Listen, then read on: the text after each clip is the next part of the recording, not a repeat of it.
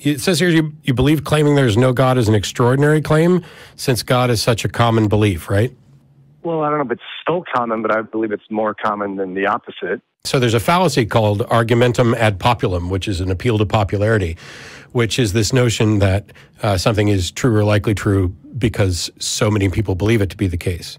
However, I would agree with you that it would be extraordinary to claim there is no God. I believe you told the caller that it's an extraordinary claim to say there's a God. Yeah, it is an extraordinary claim to claim that there's a God. Okay, but then the opposite must be true as well, correct? Well, I've already acknowledged that asserting that there is no God may in fact also be an extraordinary claim. More important than whether or not it's extraordinary is it's an unfalsifiable claim. And so the position that I hold is not necessarily there is no God, although I think there are gods that we can show don't exist. It's no one has prevented... I'm sorry, you said there's gods that you can what? That we could show don't exist because they lead to logical contradictions or contradictions with what we observe in reality. In the entire history of the human species, I am unfamiliar with any God that has been supported by sufficient evidence to warrant belief. I'm not claiming necessarily that it doesn't exist. I'm saying I don't have good reason to believe it does.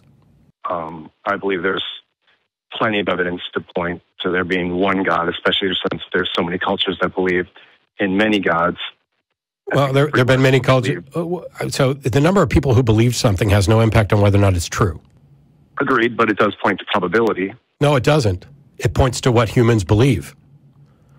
At one point, a great many people believed that the Earth, that the sun orbited the Earth, or that the Earth was flat, or any number of things that were false, that lightning came from Zeus, etc.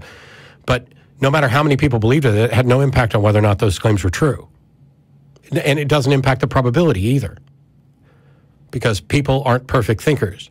And so if everybody is convinced about something, everybody on the planet is convinced of something, and they're all doing it based on flawed information and flawed reasoning, then you still haven't done anything to address what the probability of the claim is.